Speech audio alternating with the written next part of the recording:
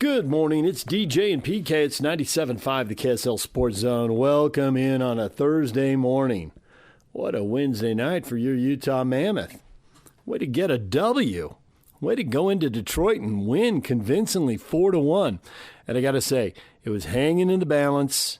It's 2-1 in the third. It did have the feeling of a game where, it could go wrong. In the final 5 minutes, just holding on. But sitting there at the back post, waiting to bang in the deflected clearance, Dylan Gunther. He scores pretty goals. He scores greasy goals. Man, on the power play. His slap shot, and they moved the puck to him. He's got that thing loaded up. You just feel the anticipation, right? That's the pretty goal. This was at the back post, hold your ground. When the clearance bangs off the backside of the goaltender, you got to be there to poke it in. And he was. That made it 3-1. They added one more for 4-1. Really good win on the road for the Mammoth. For more, let's get to the best of the postgame show. DJ and PK, the Utah Mammoth finished their 3-game road trip with a 4-1 win in Detroit on Wednesday night against the Atlantic Division leading Red Wings. Utah coming home with 2 out of 3 on that trip. 4 of a possible 6 points. They're back above 500 at 17, 16, and 3, and in a 3-way tie with San Jose and LA for the 2 wildcard spots in the Western Conference. It was a game where Karel Vejmelka improved to 15, 9, and 2 on the season. He stopped 27 out of 28. The Mammoth got 4 goals from 4 different scores and a goal from all 4 of their forward lines in the victory. Utah has now defeated all 3 division leading teams that they've played this year, including Detroit, Colorado, and Anaheim. Still haven't played Carolina. Utah captain Clayton Keller led the way. He was the number 1 star of the night for Utah, and he got the scoring started 1 minute and 44 seconds into the second period. Schmaltz out wide, shoots, rebound, they score! Clayton Keller stashes it in, and the Mammoth are out in front early in period number 2. So while Utah lost the game in the first minute of the second period in Boston on Tuesday, on Wednesday, they score in the first 2 minutes. They took a 1-0 lead, and they never looked back. Killed a couple big penalties in the second, and then they were able to make it 2-0 just 22 seconds after going back to 5-on-5 with Jack McBain getting his 4th. Up high, Jersey, wrister went maybe off the shoulder of Talbot. Backdoor, McBain punches it in, and they score! Right after the PK, Utah extends its lead to 2. Detroit, in the third period, would add a power play goal to make it 2-1, but less than 6 minutes later, Dylan Gunther for his team leading 16th, and the Mammoth got the 2-goal lead back. Sergachev pinches down, finds Hayden. He looks in, shoots at the goal line. They score! Punched in by Dylan Gunther. Hayden got it to the front, and Gunther had the exclamation point on Utah's 3rd goal of the game. And less than a minute after that, Kevin Stenlund would finish the scoring for Utah on his 3rd of the year.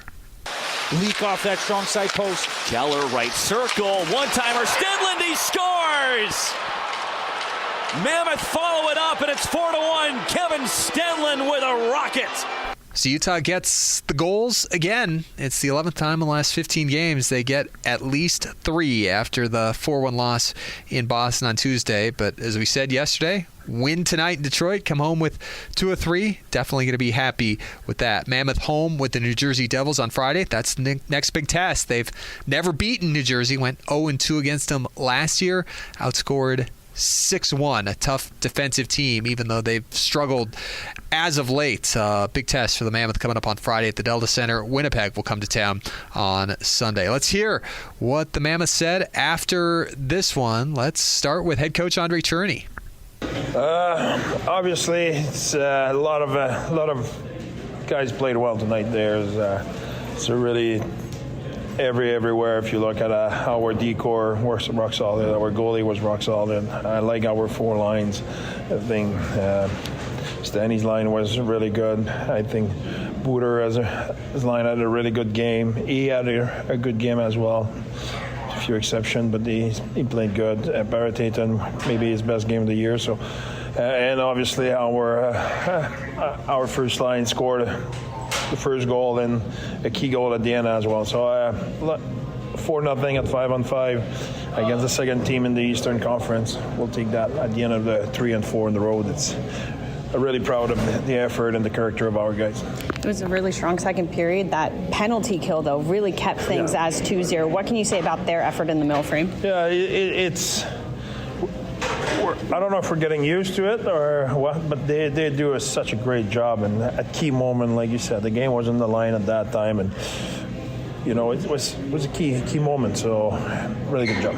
Of current division leaders, you have wins of 3 of 4 of them. In terms of just confidence, when it comes to top leaders in the league, you guys can play with the best of them. What does that say about this group and rising to the occasion? Yeah, the way I look at it tonight is that we play a really mature game.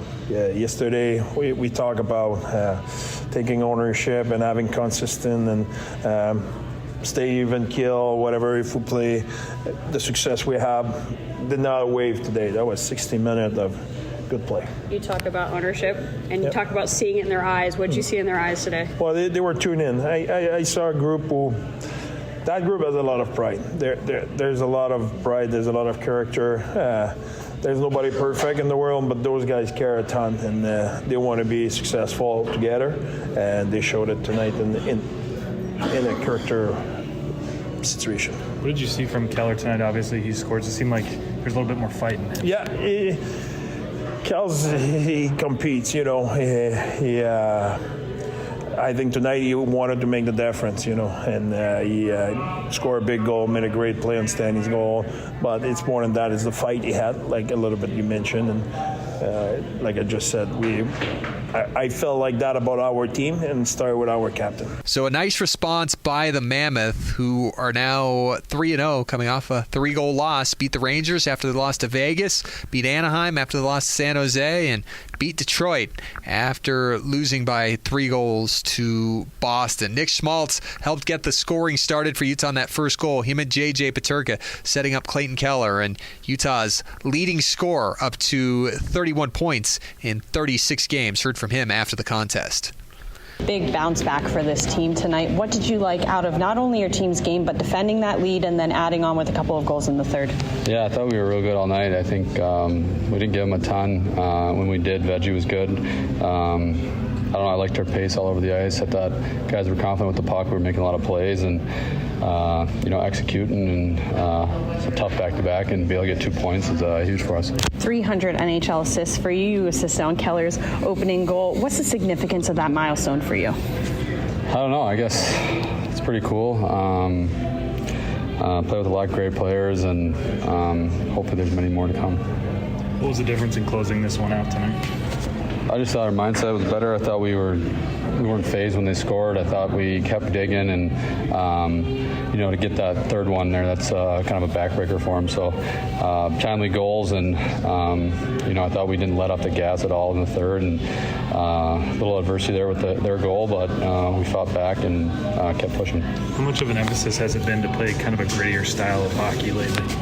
Yeah, I think, it's a tough league. You got to bring it every night. If you don't bring that competitive nature to every game, you're going to get outworked. There's a lot of good players, but it ultimately comes down to winning pucks, because if you don't have the puck, you can't make plays. So we just want to get back to winning loose puck races, being hard in our battles, and creating off of that.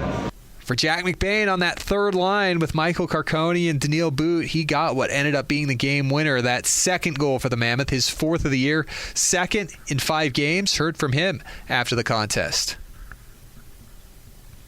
Jack, you were able to score. Great work with Carcone on that one. Can you just break down that goal for us? Really good pass by him. I think, it's something you see him do a lot, kind of take into the net, and whenever he does that, I try to go back door and give him an option, so it worked out, yeah. What are you liking about the team's response tonight on the second half of a back-to-back against a tough opponent?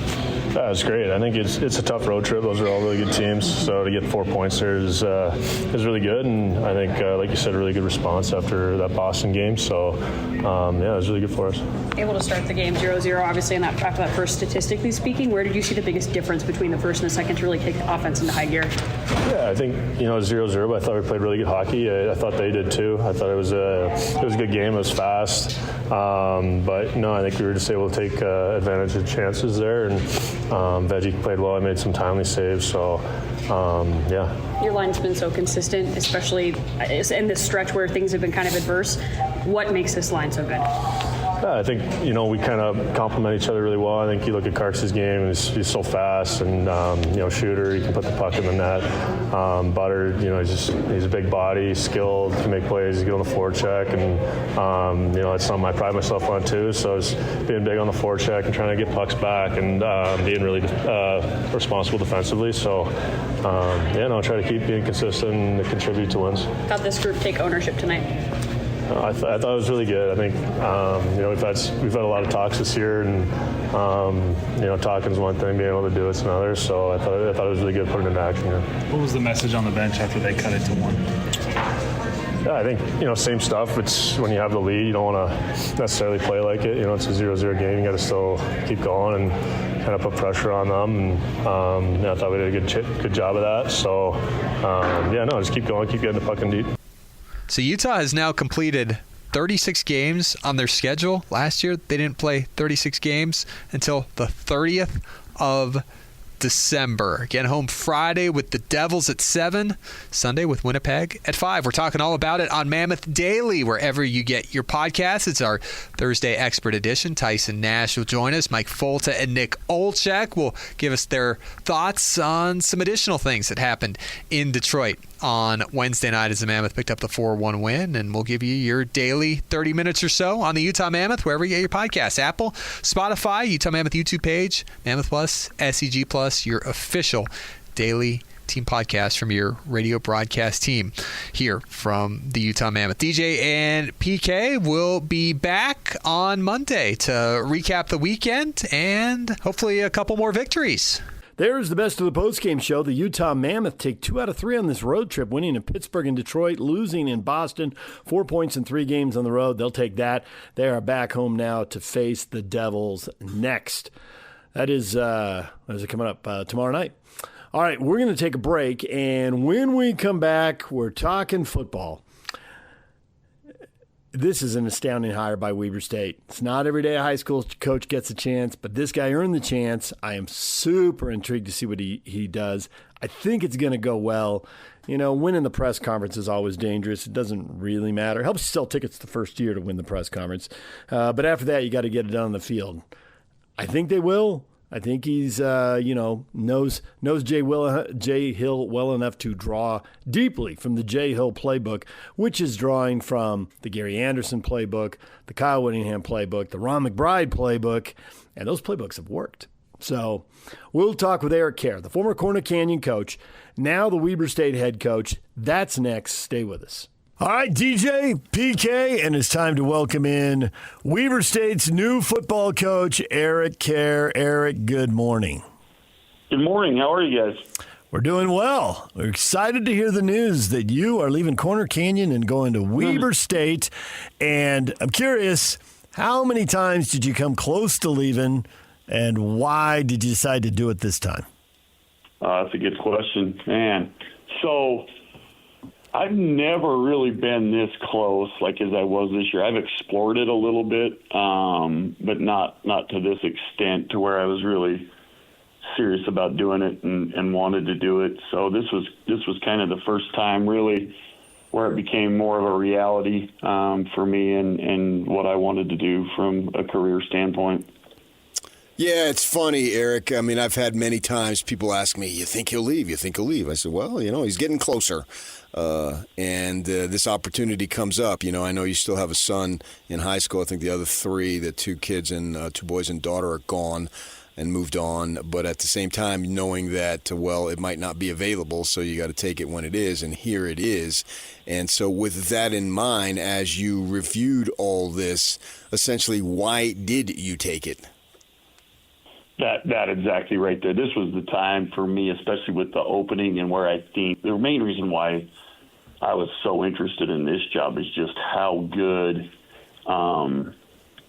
they are up here, or what I feel like they can be. They've been there before. I think we can get there for sure again. There's good resources up here. There's a lot of people that care about Weber State football. The admin cares about it, and it's important to them.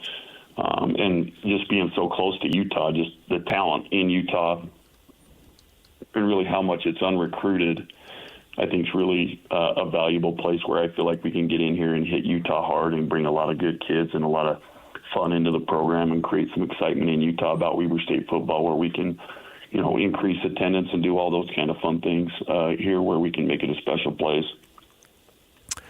You mentioned that Weber State has been good over the years, and obviously when Jay Hill was there, they won or tied for the Big Sky title 4 years in a row and went to the NCAA tournament 5 times in a row, and I think it was 6 or 7 years. So that is a lot of success.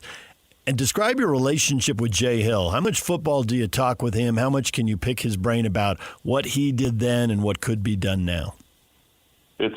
What he did here was an incredible run, really probably unmatched a little bit in the Big Sky as far as just the consistency, especially from a Weber State standpoint, but even across the conference, really. You look at even the big, the 2 Montana schools that have done so well and have had runs in Eastern Washington and some of those places. Like what he did here the consistency was crazy. And then that's the great part about Coach Hill. I have so much respect for him, but he's open, with that. So, I can contact him anytime. We can talk.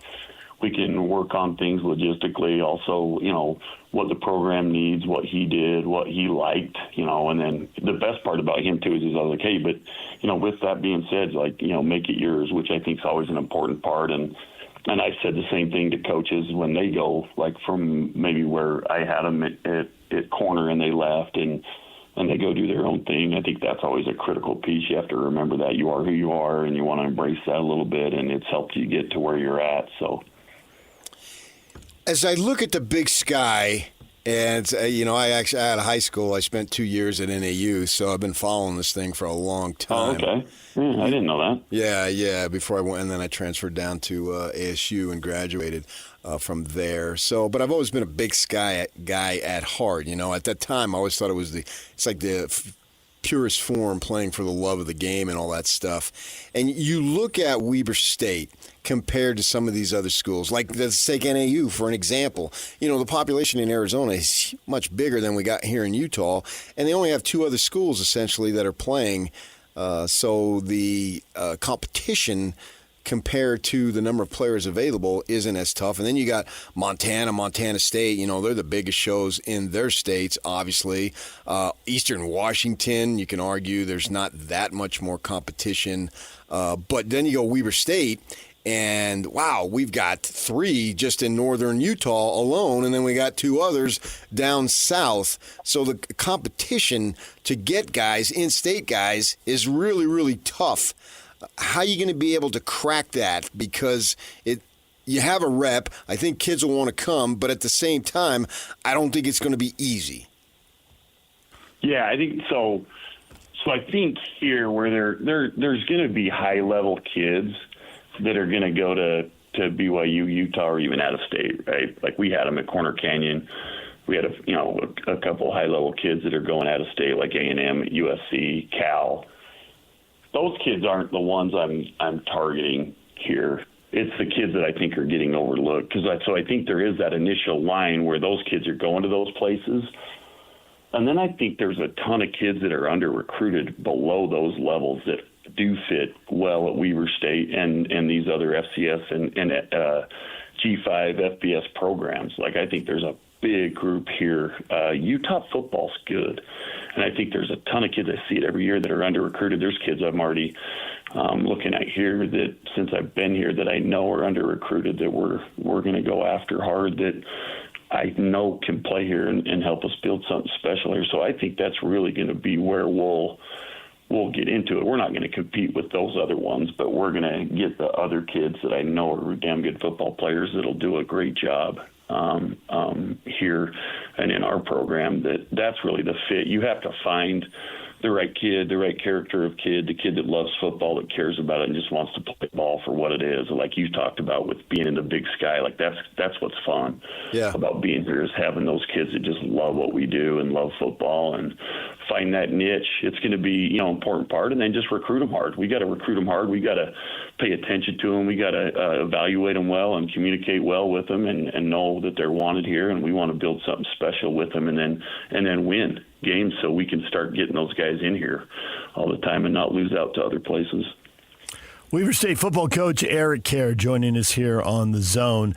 How comfortable are you with the transfer portal, people coming and going? I've heard the expression the Big Sky can be like AAA. You have to expect to lose your best players to the Mountain West or the Big 12 or wherever. But there's also guys in the transfer portal who can help Big Sky schools. How comfortable are you with all of that? Yeah, good.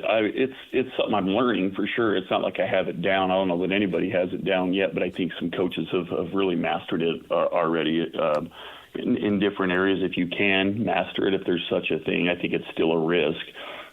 No matter what went as far as like getting into it, as far as like getting kids out of it.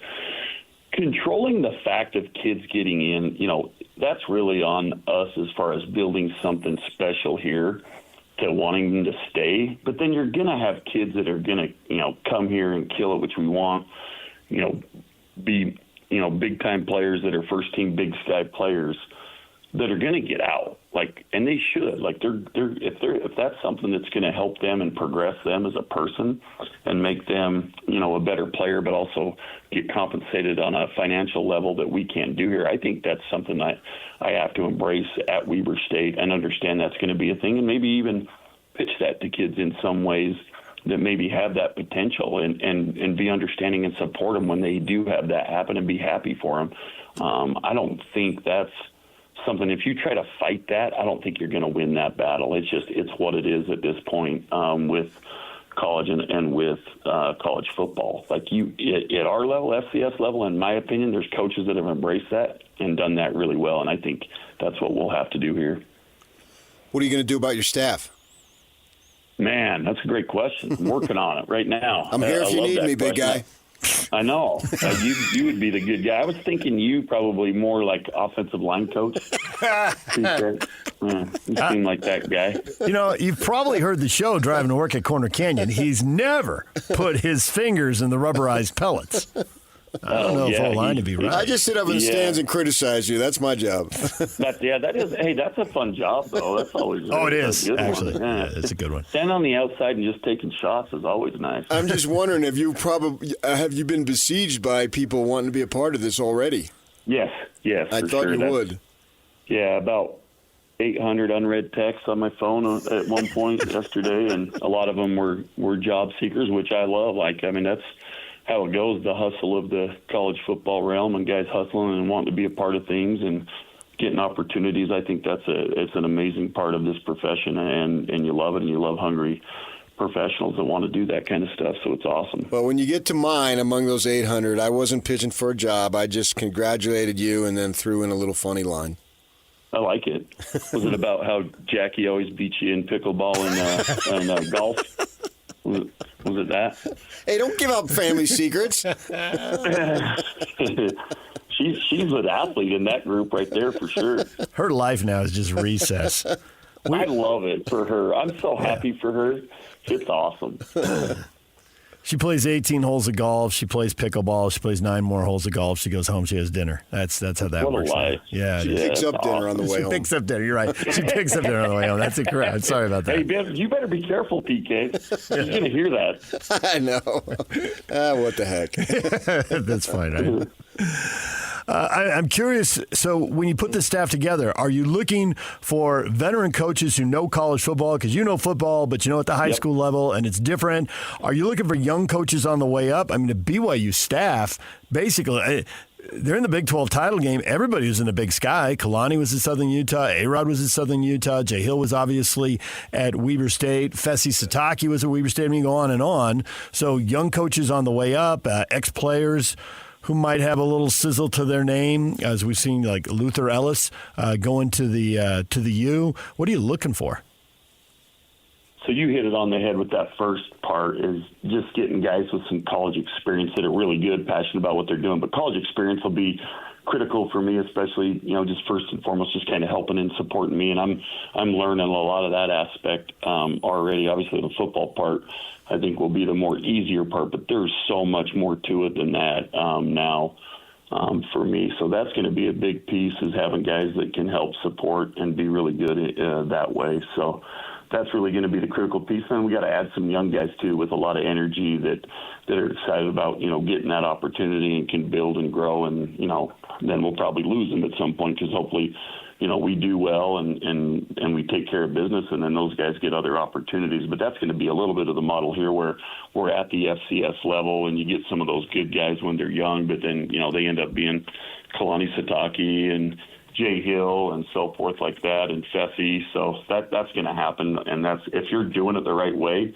and you're winning, you'll expect that. But you got to get some of those young guys on their way up, just because then you can't pay quite on the level, obviously, here that you can at other levels. So I was thinking about this as far as this is a groundbreaking thing here with essentially a high school coach, and you're basically being a standard bearer if they want to do this again. It's like you can go, can a junior college coach make it? Can a 1AA coach, can he step up? You can go all the way back to when it was crazy and people thought, oh my gosh, can a black guy actually coach? That seems so out of date now, as it should be, obviously. But do you feel any level of responsibility in terms of, this doesn't happen very often, to go from where you were to be the head coach of a program, and so there's going to be a lot of eyes on you to see if this works,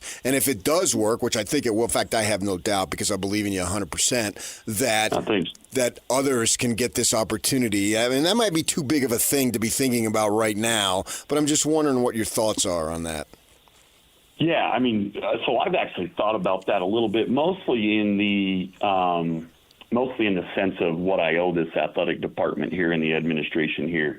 That part is really not lost on me. I think the importance of doing well, working my butt off, putting out a good product, grinding on this job, and putting us at a level where we're going to be really good and successful, because I feel like those guys took a chance on me and gave me a unique opportunity, and I owe them for that. And our athletic director, Tim Crompton's a big part of that. So, and then just like you talked about for high school coaches moving forward, just owning that part for them and trying to put out a great product, and give other guys maybe an opportunity that are really qualified that could do the same thing. But really more so from a Weber State administration standpoint, and Tim Crompton, really that's really where I want to do a great job and put this thing back on the map and get things rolling. And because of what they did for me and the faith they showed in me, that's a big part of it.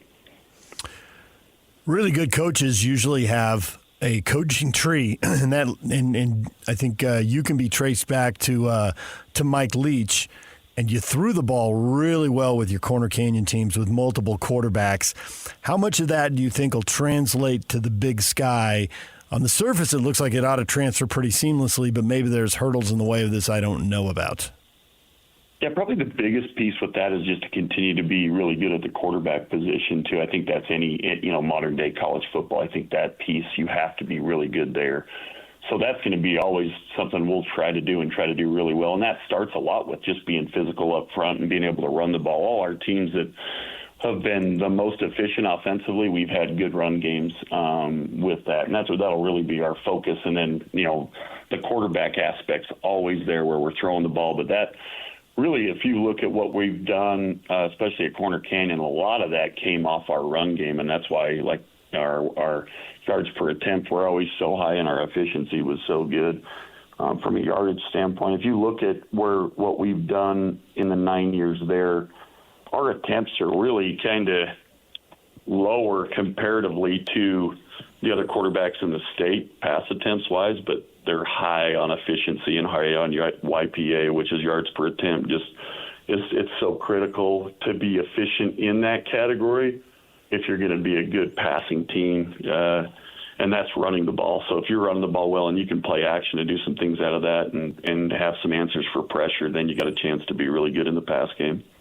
I don't know how many people know your story, and coming out of Wyoming and then coming here to Utah. What comes out of Wyoming, huh? Cowboys. Yeah. And how you got you got hooked up at Jordan, which is when I first kind of came in contact with Alex Jacobson, who was a childhood buddy of Mike Leach. Now, both, unfortunately, of those guys died way too early. But could you explain how you had an opportunity to learn from Mike, because Mike had family here and contacts here and would come back in the summer, and what you were able to develop based on what you learned from him? Yeah, so really that was a lot of that was facilitated by Coach Jacobson, because they grew up in Cody, Wyoming together and good friends, and we went down to Lubbock a couple times and were able to meet with his staff and learn some things there. And it was a big piece. Like, I think in this profession, I think you're always doing that. And Leach was a big part of that, and really Coach Jacobson giving me that opportunity, and also an opportunity to coach and learn and grow, and let me coordinate an offense early, and it ended up being a head coach. But you learn so many things from so many different people, and he was definitely one of them. And then you utilize those things, and that's what good coaches do. They're always trying to learn and progress and get better, and try not to stay the same. And there's different ways to do that, but a lot of it is borrowing from others around you. So that was a big piece of what I've done and learned from. How much control do you have over the schedule? Because Mickey Mental was let go there, and I'm sure there's a lot of stuff we could dive into. But man, the first thing I dove into was the schedule. If you got to play a couple money games, and then the league has you playing the top half of the league and missing 3 of the 4 teams at the bottom, it was stacked against Weber State last year. How much say do you have on that going forward? I don't know. That's a good question. I haven't even gotten into those talks yet, if I'm being honest. That was tough. I think, one of the things for him last year, they played JMU, who's obviously in the playoff this year, and then Arizona was a top 25 team. And then you're just in the Big Sky, too, which is one of the top conferences in the country, too. So it's tough. And then they had some big injuries. They lost a quarterback. They had another quarterback that was out that, probably not a lot of them knew about. They ended up going with a freshman who played really, really well, who looked really good. So there was just a lot of stuff, and that's football. Like, sometimes you just have to manage that as much as you can. You can't make excuses. You got to get your guys prepared and ready to go, and the schedule be what it may. Those games, I think 2 of them are a little bit much, but sometimes, I think you have to kind of embrace a little bit of that too as an FCS school, just from a budget standpoint and financially. Did Dina try to match the offer? No, she was awesome though. She was great when I went in and talked to her about it. That's so funny. Yeah, I like it. But no, that's so funny. It'd be funny, huh? Having a public school in Utah trying to match that. Dina being the principal, you spent all this time getting that field house, and now it's getting ready, and you won't be there. So I moved when I moved to Jordan. I worked. And so did Mr. Sherwood. Tom Sherwood worked his butt off. We got that weight room extended. It was awesome. I left right after. And then here we get that field house done. We did one walkthrough as we got ready for St. Francis, and then now I'm out of there too. And the weight room's beautiful in there too. A bunch of racks, brand new equipment, like get stuff set up. So it's and then I bailed. So that's kind of my model, I guess. I try to do that kind of stuff and then get out of there. So there you go. It'll be a great place for another coach that hopefully comes in there that has some ties to maybe me and what we've done there, that I would love to see that continue on there and support that for sure. I got a son still in that program that I want to see them do well, and I care a lot about all those kids that are in that program. So. Well, Eric, we appreciate the time. Congratulations on the new gig, and we are excited to watch this progress. We will probably be bothering you again. Go Wildcats, man. I like it. You guys can bug me anytime. You guys are fun. All right. Thanks, Eric. We appreciate it. Yeah, have a good one. There's Eric Kjar. He was at Corner Canyon, piling up state championships and title game appearances, and now he's making the move to Weber State. All right, there is Eric Kjar. When we come back, Pop Tarts media availability. I went to college to say that phrase. Chuckle to yourself. When we come back, we'll talk about the Pop Tarts Bowl, and you will hear from Isaiah Glasker and Kalani Sitake. That is next. Stay with us. Good morning. It's DJ and PK. It's 97.5, the KSL Sports Zone. All right. Bowl season is upon us. I'm sure you were all locked in last night as Delaware, the Fighting Blue Hens, picked up the W. Nice. They beat Louisiana 20-13, a pair of 6-6 teams. So Delaware finishes 7-6. The Bowl's ramping up now. We had a game 2 nights ago. We had a game last night. It's mostly group of 5 games. Tonight, Missouri State plays Arkansas State. It'll really ramp up. BYU's game is a week from Saturday. There's like 8 bowl games that day. They're playing Georgia Tech in the Pop Tarts Bowl, and they had a little media availability to pub the game, maybe sell a few more tickets.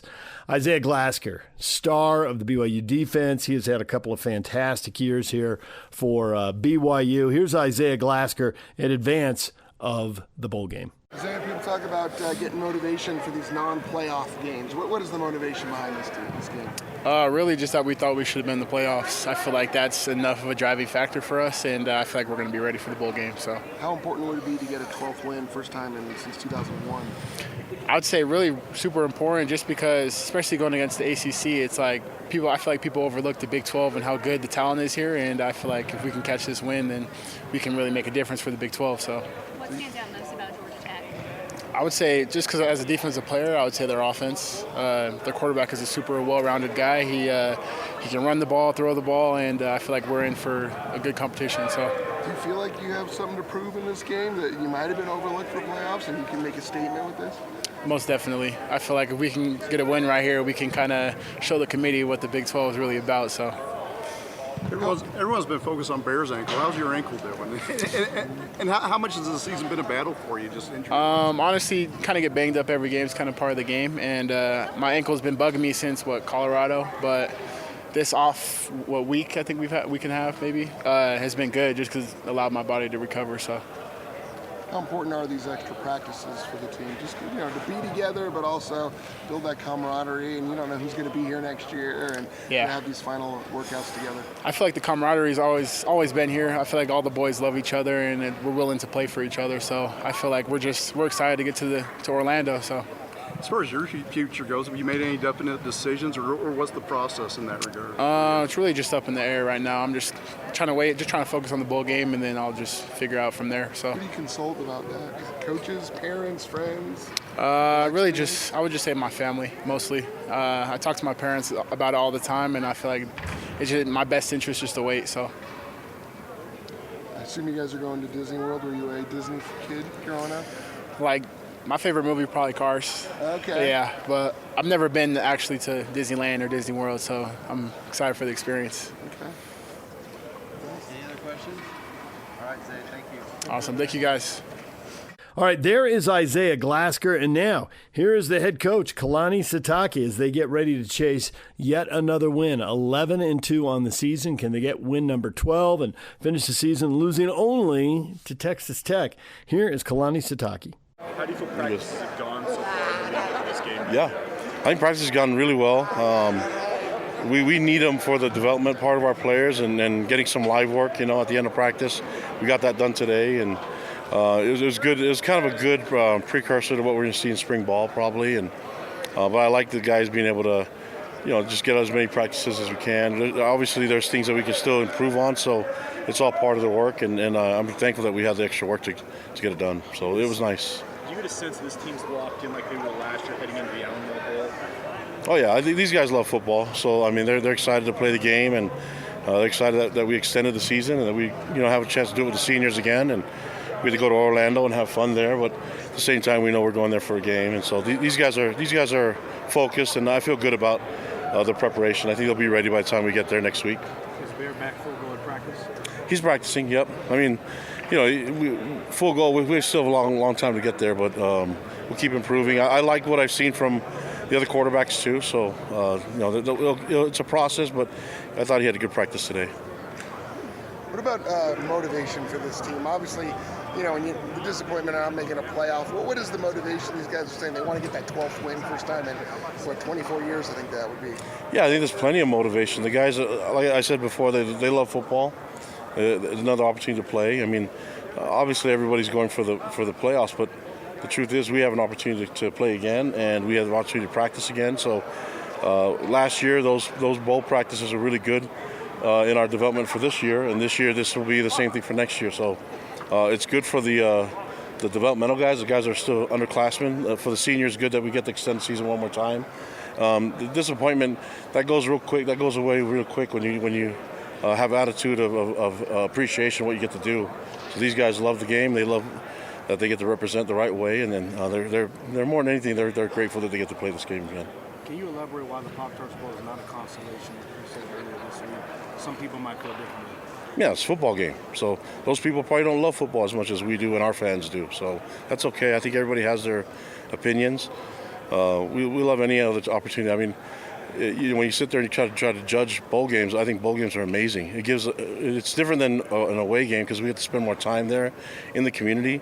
So we're a program that's based around connection to people, and so we're excited to go out there and do some service and hang out and get to know the community really well. And you never know, some of these guys might, in the professional world, might work or play and might live in that area. And so I don't know how many opportunities guys on our team have a chance to go to Orlando and actually get to hang out there and be treated like rock stars. That these guys are they're rolling out the red carpet for us, and we're really thankful for all that everybody's done and sacrificed so that we could play this game and enjoy all the festivities that are around it. Kalani, for any of those players who have maybe NFL decisions to make, those guys, have any of them opted out for this game that you're aware of? No, we haven't had any opt-outs, and I mean, there's still time between now and the game, but they're practicing, and I think the biggest issue is, can we get guys healthy and 100% by the time we get to the game, and is there enough practice time to get them ready? And right now, I think we're on a good trajectory for that, but there's a lot of different things and decision making that go into it. It's hard to generalize it in one statement,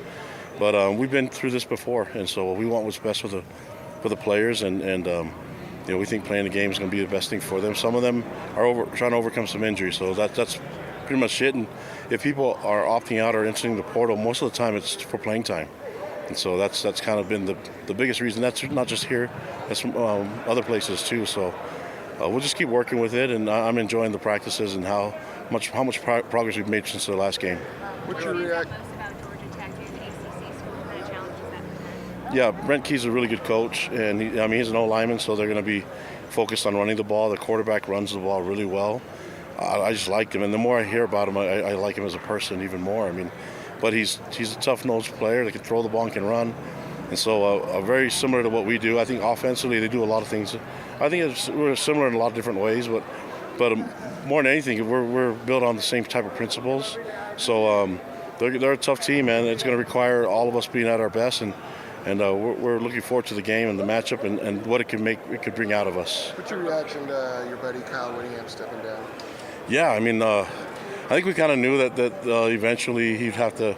And it's an inevitable part. We can't just keep playing or coaching for forever, even though we would like to. But for me, my reaction is just gratitude for everything that he's done.